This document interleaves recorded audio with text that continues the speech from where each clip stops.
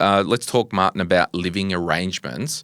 How important is it to really maybe not know exactly what we want to do, but just thinking of some options? Yeah, definitely. Because one of our biggest assets, usually outside of super, is the house that we're in. And there's obviously some rules around how your house interacts with super if you're selling. There's also some rules around how your house and the value of your house interacts with the Centrelink age pension later in life. And there's lots of videos where these are explained more in detail, so we're not going to go through all of that again today.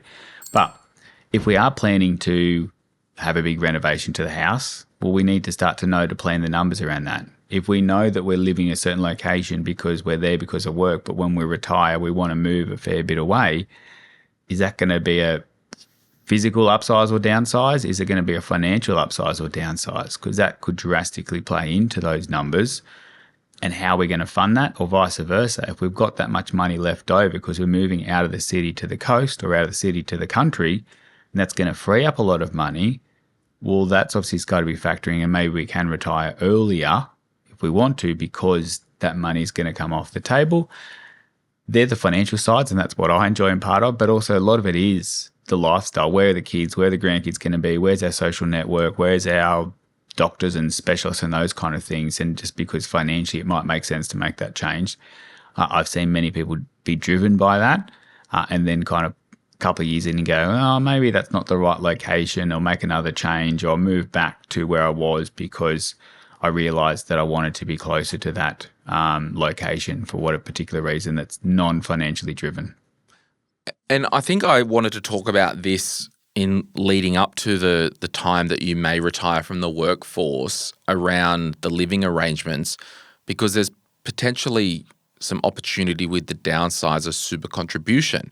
And the reason I want people to think about it is we don't want to just sell the house and go, oh, we can't use a downsizer because we hadn't lived in the house for 10 years, or, oh, we can't sell the house because we're 1 year too young to trigger that. So maybe just give us the high level framework of the downsizer contribution and why it's just important to think about it.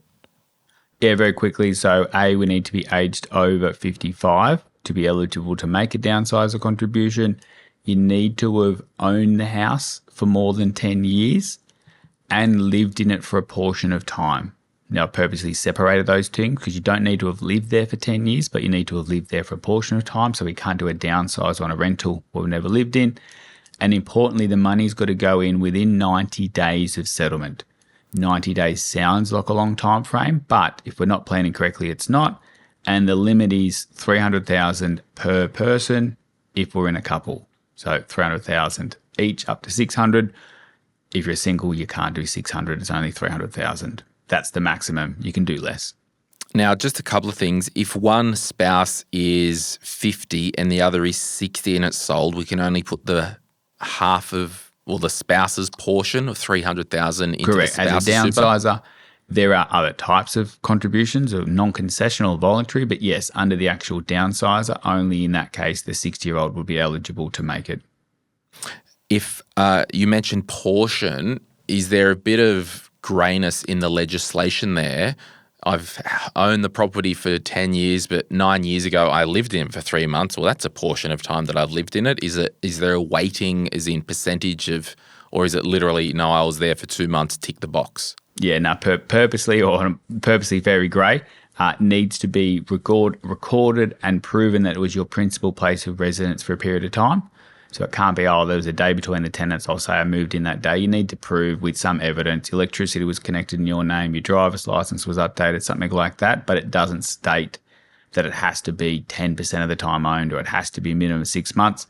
There's no minimum time, but it needs to be proven that it was legitimate. Yeah.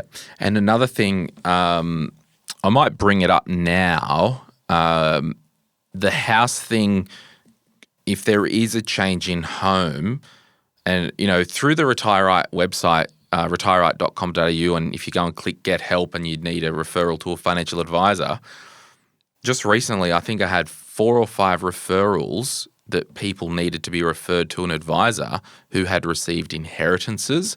And the reason I say this is as this wealth generation or the wealth transfer, intergenerational transfer of wealth is happening, and you might want to downsize from I'll make a number up, Martin, $1 million big house to a $1 million apartment, and you've received $600,000 from mum or dad. If you can effectively sell the house and within that 3 months put the inheritance into super and then buy a house at the same price. The downsizer doesn't have to be a lesser purchase price. It can be more or the same or less, right? Yep, correct. Where the money comes from doesn't have to come from the downsize of the house. You actually don't even need to buy a new house. So it's actually not two sides of the transaction. It's selling a house to tick those boxes.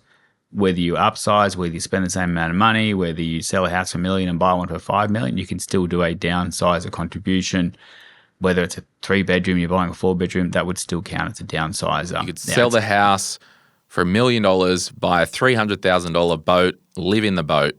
It's all good. Still a downsizer. You've got some plans coming up, Glenn, do you, in terms of a future boat purchase? What's that? You got some plans about your retirement and a future boat purchase, you think? Well, I would, but that would require lots of money to have a boat to live on.